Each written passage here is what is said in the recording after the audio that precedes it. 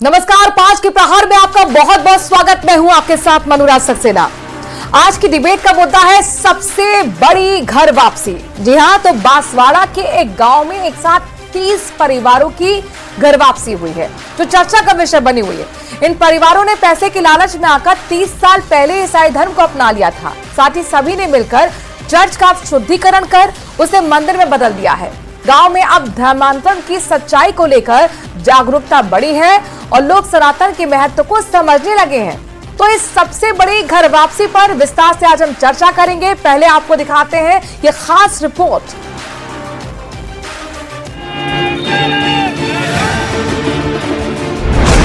लोभ को ठुकराया, सनातन धर्म अपनाया। 30 वर्ष पहले उनका कोई कार्यक्रम हुआ धर्मांतरण का, वो अब आज के वातावरण को देखते हुए सब वापस अपने हिंदू धर्म में आगे। लालच से इनकार, हिंदू बने 30 परिवार। भाई मेरे को ये भक्ति नहीं पसंद आई तो मैं वापस हिंदू में चला गया। चर्च बना मंदिर, पादरी बना पुजारी।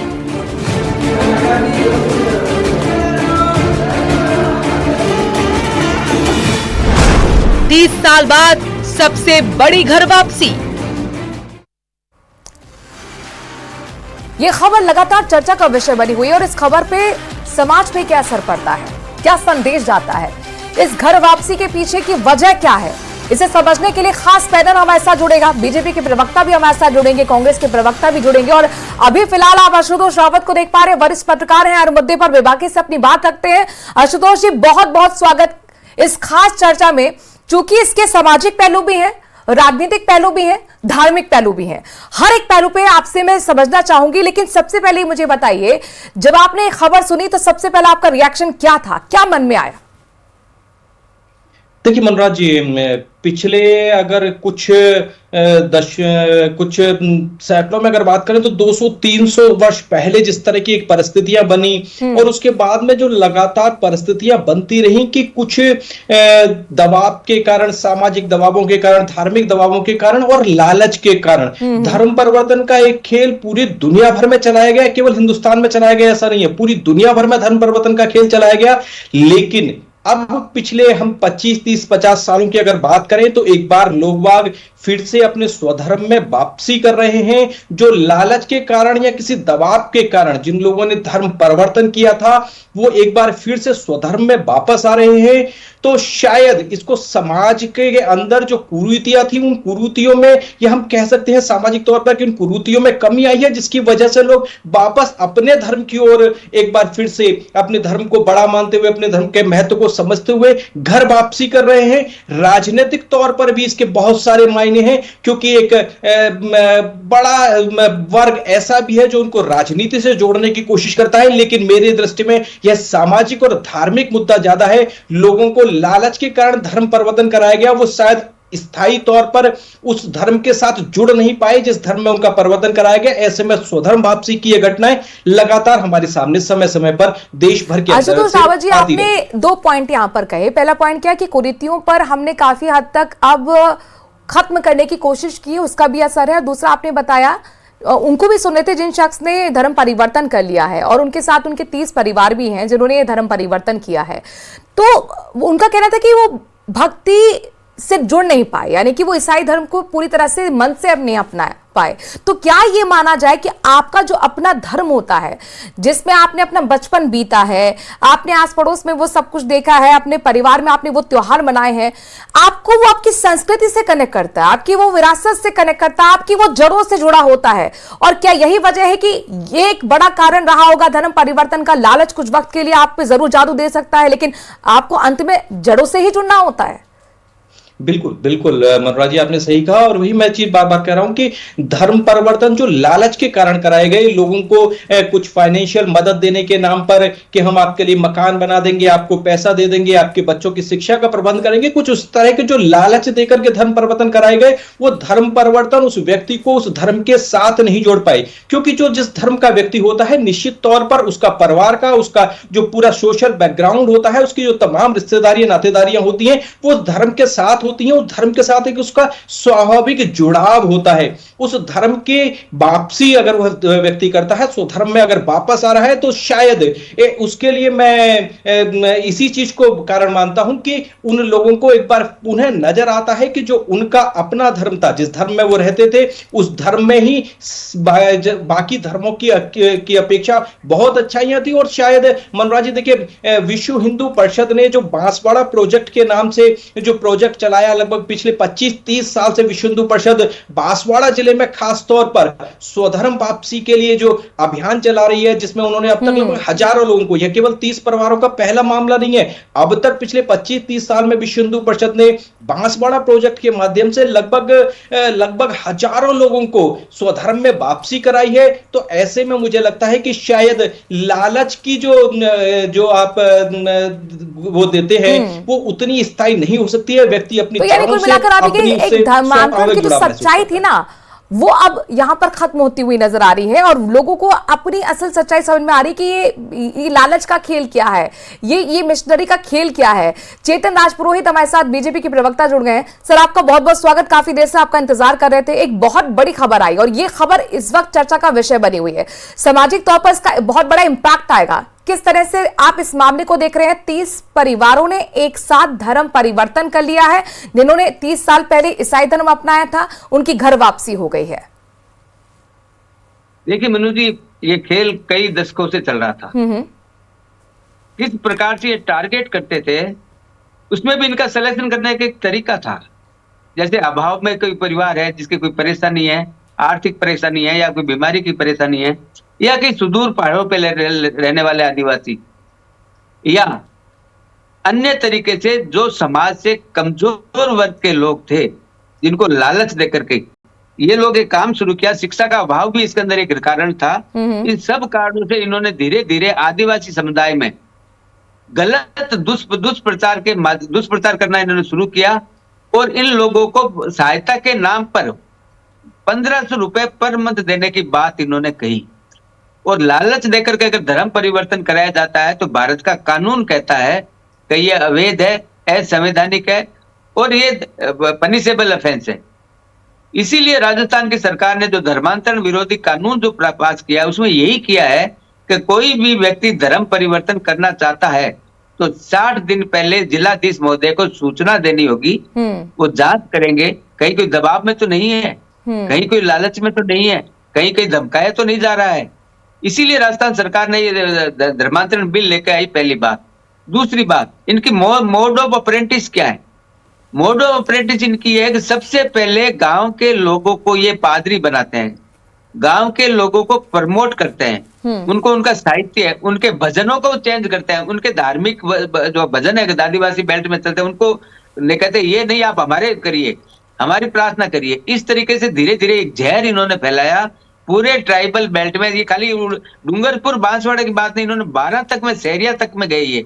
लेकिन इनके काउंटर के रूप में जब वनवासी कल्याण परिषद आया और वनवासी कल्याण परिषद ने जब इनको कंट्रोल करना शुरू किया, सच्चाई बतानी शुरू की, दवाई की व्यवस्था शुरू की, स्कूलें खोलने का काम किया। इन्होंने भी पहले 450 स्कूलें खोली थी जो बंद हो गई। मैं ये कहना चाहता हूं कि किसी भी समाज को लालच देकर के, उनके अभाव को आधार बना करके, उनके परेशानी को अपनी सीढ़ियां बना करके, और राहत नहीं देनी थी। उनका टारगेट राहत देना नहीं था, क्योंकि जो 1500 रुपए देते थे उसमें वो लोग कह रहे हैं हमारे घर बिक गए, हमारे गहने बिक गए। क्यों बिक गए? कि इन्होंने उनको फिर आगे के काम में लगा दिया। सेकंड स्टेज में कहा आप और लोगों को कन्वर्ट करिए। और जब ये सीढ़ी दर सीढ़ी ये मामला चला तो अब लोगों को ये समझ में आने लगा है कि हमारे साथ ये बहुत बड़ा धोखा पिछले कई कुल मिलाकर अभी कह रहे हैं ब्रेन वॉश किया जा रहा था, गरीबी का फायदा यहां पर उठाने की कोशिश थी और इस पर ये चोट की गई है धर्मांतरण बिल के जरिए। आशुतोष रावत जी, क्या ये फिर माना जाए कि धर्मांतरण बिल का भी एक बड़ा इंपैक्ट है और ये आज की जरूरत थी? आज जो ये घटना घटी है उसके बाद इस तरीके के और भी कई मामले सामने आएंगे जिनको खुद से महसूस होगा कि नहीं, हमें घर वापसी करनी चाहिए। देखिए मनोज जी, निश्चित तौर पर समाज परिवर्तन के लिए आपको समाज के अंदर परिवर्तन करना पड़ेगा और उसके साथ में राजनीतिक व्यवस्थाओं में भी परिवर्तन करना पड़ेगा। तो भारतीय जनता पार्टी की सर भजनलाल सरकार जो धर्मांतरण बिल लेकर के आई है, निश्चित तौर पर वह एक सराहनीय कदम है, लेकिन उसके साथ में आरएसएस हो, चाहे विश्व हिंदू परिषद हो, चाहे वनवासी कल्याण आश्रम हो, वो एक लंबे समय से इस क्षेत्र में काम कर रहे हैं और लगभग दशकों की उनकी मेहनत का यह नतीजा है कि लोगों को वह समझ में आया कि जो लालच उनको दिया जा रहा था, जिस थोड़े से आर्थिक या किसी अन्य प्रलोभन के कारण उन्होंने जो धर्म में परिवर्तन किया था, वह उनके वास्तविकता, उनकी जीवन संस्कृति और उनके लाइफस्टाइल से मैच नहीं करता था। वह उनकी तात्कालिक जरूरतों को हो सकता है कि जरूर पूरा कर रहा हो, लेकिन जो राष्ट्रीय स्वाभिमान, जो हिंदुओं के स्वाभिमान को लेकर के जो इस क्षेत्र में आरएसएस ने और विश्व हिंदू परिषद ने काम किया, वो निश्चित तौर पर सराहनीय है। लेकिन एक चीज और भी ध्यान रखनी पड़ेगी मनोज जी, कि यह भील समाज वही भील समाज है जो महाराणा प्रताप के साथ उनके सैनिकों के तौर पर जिन्होंने लड़ाई में उनका साथ दिया था। तो ऐसे में अगर वो ऐसे लोग, ऐसे स्वाभिमानी लोग जो देश के लिए मर मिटने की इच्छा शक्ति रखते थे, वो फिर से अपने धर्म में वापसी कर रहे हैं और उस घर वापसी के लिए, अपने स्वधर्म वापसी के लिए एक लंबी मेहनत, एक लंबी तपस्या बहुत सारे लोगों ने, बहुत सारे संगठनों ने की है। तो निश्चित तौर पर उसका स्वागत किया जाना चाहिए। और जिस तरह की राजनीतिक व्यवस्था भजनलाल सरकार ने दी है, मुझे लगता है कि शायद यह उसका भी असर है कि अब से पहले हजारों लोगों की स्वधर्म वापसी तो हुई, लेकिन वो खबरों की हेडलाइन इसलिए नहीं बनी कि शायद लोगों को भी लगता था कि अगर हम लाइमलाइट में आएंगे तो सरकार किसी तरह का कोई एक्शन लेगी। लेकिन तो मुझे लगता है कि धर्मांतरण बिल का भी शायद प्रभाव है कि लोग अब सामने आकर के कहने के लिए तैयार हैं कि हम स्वधर्म में वापसी कर रहे हैं, हम जिस धर्म में गए थे वहां पर हमको कुछ। तो आप आशुतोष जी कुल मिलाकर ये सरकार को क्रेडिट देना चाहते हैं, उनकी कोशिशों को क्रेडिट देना चाहते हैं कि भाई अब दबाव काम नहीं कर पाएगा, अब लालच काम नहीं कर पाएगा, और अगर स्वच्छंद होकर लोग परिवर्तन करना चाहते हैं, धर्म दूसरे धर्म में जाना चाहते हैं, तो ये उनकी अपनी स्वेच्छा है। लेकिन ये दो जो फैक्टर्स जो पिछले कई सालों से काम कर रहे थे, उन पर एक बहुत बड़ी चोट सरकार के एफर्ट्स के जरिए की गई है। लेकिन आशुतोष रावत जी, मुझे जरा एक बात बताइए, ये जो बांसवाड़ा बेल्ट है, डूंगरपुर बेल्ट है, यहां पर हमने पहले भी कई इस तरीके के मामले देखे, मिस्ट्रीज बहुत एक्टिव रही है, चर्चा का विषय रही है। तो आखिरकार इसके पीछे की वजह आप क्या मानते हैं?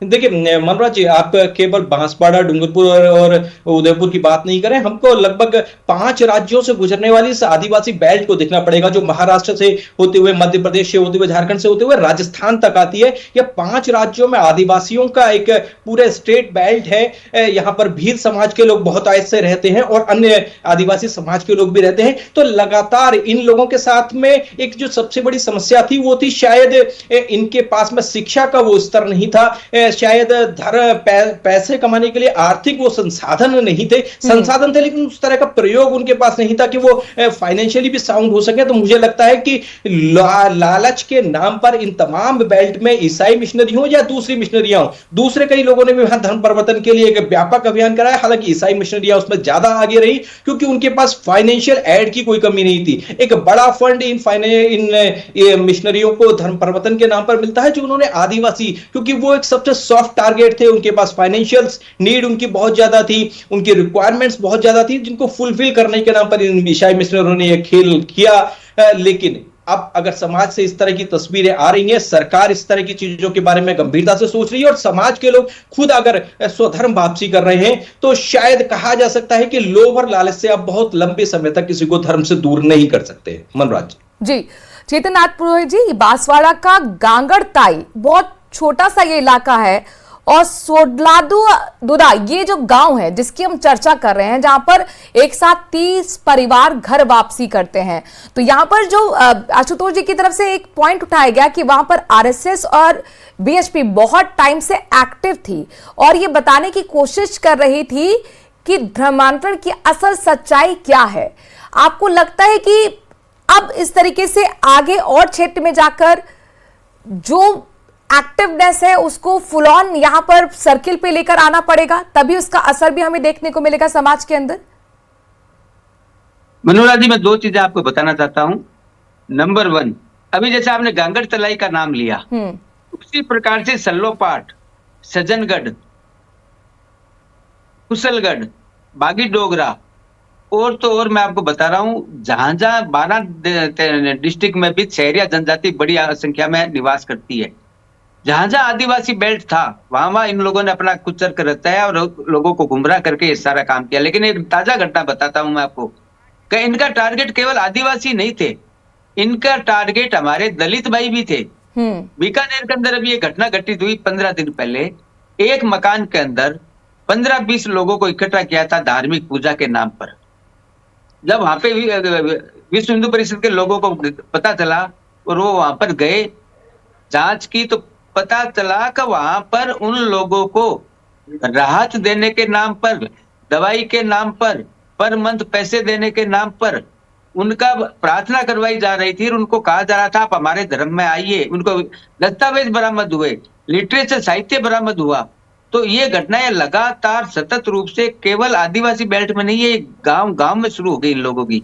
और विश्व परिषद चाहे संघ परिवार हो और चाहे आनुषंगिक संगठन हो, जहां जहां पता चलता है इन घटनाओं का तुरंत प्रतिक्रिया होती है, लोग जाते हैं, बात करते हैं और किसी से कोई दुर्व्यवहार भी नहीं है। लेकिन वो लोग जब दुर्व्यवहार की कोशिश करते हैं, क्योंकि उन लोगों को ऐसा लगता है कि हमारे काम में रुकावट डाल रहे हैं, क्योंकि हम लोगों को हमारे धर्म का प्रचार प्रसार करना, प्रचार प्रसार करिए आप, लेकिन जबरन धर्म परिवर्तन और लव जिहाद ये कभी समाज के अंदर स्वीकार नहीं किया जा सकता इस देश के अंदर। अच्छा चेतन जी, मुझे एक बात बताइए, जैसे सनातन धर्म की एक खूबसूरती भी है, कुछ इसे लोग कमजोरी के तौर पर भी देखते हैं। उनका कहना है कि सनातन धर्म बहुत सहिष्णु है, बहुत लीनियंस है, क्या इसका फायदा भी उठा लिया जाता है दूसरे धर्मों की तरफ से, या ये हमारी खूबसूरती है सनातन धर्म की? मैं मनु जी यही कह रहा हूँ आपको कि भजन होते हैं ना, भजन जो अपन भजन रात को भगवान के गाते हैं, वो तक बदलाना शुरू कर दिए इन्होंने। उसकी जगह इन्होंने प्रार्थना शुरू की, और केवल प्रार्थना शुरू नहीं की है, इन लोगों ने सेवा के नाम पर सबसे बड़ा जो कुचर कर रचा गया आदिवासी बेल्ट में, ये सेवा के नाम पर रचा गया। और सेवा क्या करते थे, ये एक पेय पदार्थ होता था लाल कलर का जो मीठा होता था, उसको ये लोग आदिवासियों को पिलाते थे, कहते थे आपकी दवाई बीमारी दूर हो जाएगी इससे। उसका कोई साइंटिफिक बेस नहीं था, वो कोई मेडिसिनल नहीं था, कुछ नहीं था। और कई बार क्या होता है मनु जी कि संयोग से अपने जुकाम होता है और संयोग से किसी दवा से अपने एक दिन में अपने ठीक हो जाते हैं, तो अपन को विश्वास हो जाता है कि नहीं ये सही कह रहे हैं, इनके कारण से मेरे को फायदा मिल गया, वो संयोग होता है। लेकिन इन लोगों का प्रयोग उस संयोग में सफल हो जाता था, और इसी कारण से इन्होंने जो गुमराह किया पिछले कई दशकों से, अब धीरे धीरे इनकी सच्चाई सामने आ रही है। मैंने आपको एग्जांपल बताया, सबसे पहले पादरी ये गांव के आदमी को बनाते हैं, उसको कुछ समय तक ये पादरी रखते हैं, उसके बाद में बाहर से ये पादरी लाते हैं, जो गांव का पादरी होता है उसको कहते हैं आप अन्य क्षेत्र में जाइए, आप वहां भी ये काम करिए। और 1500 रुपए का जो लालच देते हैं, 1500 रुपए देने की जो बात करते हैं, लेकिन वो 1500 के चक्कर में उस गरीब आदमी के पैसा खर्च करना शुरू हो जाता है। आदिवासी ये कहने लगे हैं हमारे गहने बिक गए, हमारे घर बार बिक गए। लेकिन ऐसा हिप्नोटिज्म ये लोग डेवलप करते हैं कि आज भी जो जिन्होंने अभी स्वीकार किया, उनकी पत्नी कह रही है मैं नहीं चेंज करूंगी, मैं उसी धर्म में रहूंगी, जबकि उनके परिवार के 60 मेंबर जो थे वो हिंदू धर्म आ गए। लेकिन पत्नी आज भी उनसे इतनी ज्यादा वो प्रभावित हो गई, इतना ज्यादा हिप्नोटिज्म, इतना ज्यादा उनके ब्रेन वॉश इन्होंने कर दिया है कि आज वो कह रही है नहीं मैं रहूंगी वहां पे। उसका पति हिंदू धर्म में वापस घर लौट आया है। इसलिए मैं कहता हूं इन लोगों का ये चक्र जो था विदेशी एजेंसियों के माध्यम से था, जो पैसा विदेशों से आता था भारत सरकार में सेवा के नाम से ये लोग पैसा देते थे, उससे लिटरेचर तैयार होता था, उससे इंफ्रास्ट्रक्चर डेवलप होता था, उससे स्कूलें बनती थी, उससे छोटे छोटे दवाखाने जिसमें कोई मेडिकल प्रैक्टिशनर नहीं बैठता था, छोटे छोटे दवाखाने, और ये सेवा के नाम पे उनको दवाई देना शुरू करते थे। और इस प्रकार का कुछ चल तो आप ये कह रहे हैं कि पूरा ये नेक्सस काम करता था और उस पर उसको एक्सपोज किया गया है। खाली आदिवासी इलाके में नहीं था ये, मैं मनुराज जी मैं बताना चाहता हूँ आपको, खाली आदिवासी में नहीं था जी, ये जहां जहां गरीब बस्तियां हैं, जहां जहां कमजोर लोग निवास करते हैं, वो सारा इनके टारगेट पर था और आज भी है। ठीक है, आप कह रहे हैं अशिक्षा और गरीबी, अशिक्षा गरीबी ये दो बड़े फैक्टर्स थे धर्मांतरण के, लेकिन उसकी सच्चाई निकलकर सामने आई है। ठीक है सर, मैं आपके पॉइंट को समझ गई, मैं आपके पास आती हूँ मैं सर आपके पास। आशुतोष जी मुझे एक बात बताइए, आपने अगर राजनीतिक पहलू का जो विश्लेषण आप कर रहे थे, आप कहते हैं कि इसका क्रेडिट कहीं ना कहीं आरएसएस को जाता है, आरएसएस को जाता है और वीएचपी को जाता है। सर ये लोग तो पहले भी इस तरीके के काम करते रहे हैं, कहने का मतलब है कि अपने सनातन धर्म को अवेक करने के लिए, लोगों को जागरूक करने के लिए एक्टिव रहे हैं, लेकिन अभी ये इम्पैक्ट इतना सारा क्यों दिख रहा है कि एक साथ 30 परिवार घर वापसी कर रहे हैं? क्या ये माना जाए कि सरकार की तरफ से एक सुरक्षा कवच धर्मांतरण बिल को पास करके दिया है और जिस तरीके से धार्मिक पर्यटन पर सरकार का जो अब जोर रहा है, आप चाहे प्रधानमंत्री को देख लीजिए, उत्तराखंड में वो गुफाओं में जाते हैं ध्यान कर लिए, मुख्यमंत्री जाते हैं अपने धार्मिक पर्यटन के साथ साथ पूजा पाठ करने के लिए। क्या उससे भी एक लोगों के अंदर ताकत बड़ी है कि अगर हम अपने घर वापसी कर देंगे तो सुरक्षा कवच भी मिलेगा, दबाव किसी तरह का काम नहीं करेगा, या अगर हम हिंदू हैं तो हमें उस बात पे गर्व होना चाहिए? बिल्कुल, देखिए मनोज जी, राजनीतिक सामाजिक परिस्थितियों के साथ मैंने पहले भी कहा कि राजनीतिक परिस्थितियां भी बहुत जिम्मेदार होती हैं और बहुत बड़ी भूमिका निभाती हैं। तो निश्चित तौर पर चाहे भजनलाल सरकार का धर्मांतरण बिल हो, चाहे नरेंद्र मोदी की अपनी छवि हो, दोनों की वजह से निश्चित तौर पर हिंदुस्तान के तमाम हिंदुओं को, और हिंदुस्तान के हिंदुओं को नहीं, जो दुनिया भर में हिंदू रहते हैं, उनको कहीं ना कहीं इस चीज पर फक्र होता है, गर्व होता है कि हाँ, हम अपने धर्म के विशेषताओं को लोगों को बता सकते हैं, लोग उनको उतने ही खुले मन से स्वीकार करेंगे, क्योंकि किसी तरह की गवर्नमेंट की लिमिटेशन, गवर्नमेंट की पाबंदियां शायद उनके ऊपर नहीं रहेंगी। तो निश्चित तौर पर राजनीतिक परिस्थितियां भी बहुत हद तक जिम्मेदार होती है, लेकिन इनके अलावा जो सामाजिक ढांचे में जो आमूलचूल परिवर्तन का काम विश्व हिंदू परिषद ने इस क्षेत्र में किया, संघ परिवार ने इस क्षेत्र में किया, आदि वनवासी कल्याण आश्रम ने जो इस क्षेत्र में किया, वो निश्चित तौर पर इस बधाई के पात्र हैं कि उन्होंने इतनी बड़ी संख्या में घर वापसी कराई है। हालांकि मैं बार बार इस चीज को कह रहा हूं कि यह पहली बार नहीं है कि इतनी बड़ी संख्या में बांसवाड़ा में घर वापसी, स्वधर्म वापसी हो रही है। इससे पहले भी लगभग पिछले 25-30 वर्षों की अगर अपन बात करें तो हजारों की संख्या में लोगों ने बांसवाड़ा प्रोजेक्ट के नाम से, जो विश्व हिंदू परिषद का प्रोजेक्ट है, उस प्रोजेक्ट के माध्यम से हजारों लोगों ने घर वापसी की है। लेकिन शायद उस समय की राजनीतिक परिस्थितियां उस तरीके की नहीं थी, या उस कह सकते हैं कि राजनीतिक माहौल उस तरीके का नहीं था कि वह लोग खुले कैमरे पर भी आकर के स्वीकार करें कि हाँ, हमने स्वधर्म वापसी की है। शायद इसलिए कह सकते हैं कि यह अपने आप में एक अनूठा मामला है कि यह 30 परिवार कैमरे पर सामने आकर के बोलने के लिए तैयार हैं कि हाँ, हम स्वधर्म वापसी कर रहे हैं, हम अपने धर्म में वापस आ रहे हैं। तो निश्चित तौर पर राजनीतिक परिस्थितियां भी मनोज जी इसके लिए मुझे लगता है कि एक बड़ी भूमिका इसमें निभा रही है। तो आप कुल मिलाकर ये मान रहे हैं कि कहीं ना कहीं सेलिब्रेट करने का ये मौका है सनातन धर्म के लिए भी, और उन लोगों के लिए भी एक ताकत कहीं ना कहीं मिली है कि वो गर्व से अब इस चीज को कैमरे के आगे बोल पा रहे हैं।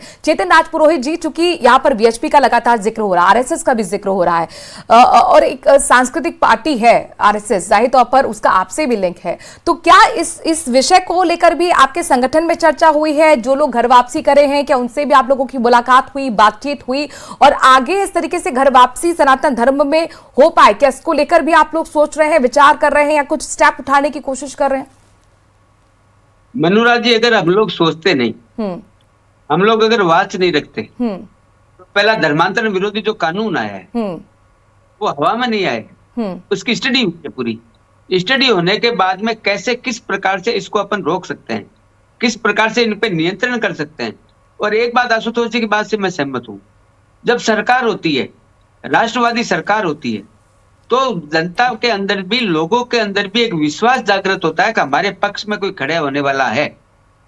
अगर सरकार राष्ट्रवादी नहीं है तो उन लोगों के हौसले बुलंद होते हैं जो इस काम में लगे हुए हैं, क्योंकि उनको ऐसा लगता है कि सरकार हमें, प्रशासन हमें बचाव करेगा, क्योंकि वोट बैंक की दृष्टि से उन लोगों को देखा जाता है एक विशेष सरकार के द्वारा, कांग्रेस पार्टी के द्वारा, भारतीय जनता पार्टी। देखिए, अभी कांग्रेस की तरफ से यहाँ पर प्रदीप चतुर्वेदी को हमने इनवाइट किया था, वो पहुंच नहीं पाए, उनसे हम ये आपके सवाल का जवाब लेते हैं। लेकिन मेरा एक काउंटर सवाल है, मेरा ये सवाल ये है कि अगर कोई शख्स गरीब है और उसकी गरीबी का फायदा उठा रहा है कोई दूसरे धर्म का, लालच देकर उसका धर्म परिवर्तन कर रहा है, तो क्या ये सरकार के तौर पर मेरा आपसे सवाल है, अगर वो गरीब है तो क्या जो योजनाएं सरकार की तरफ से गरीबों के लिए चलाई जा रही हैं उस तक नहीं पहुंच पा रही है?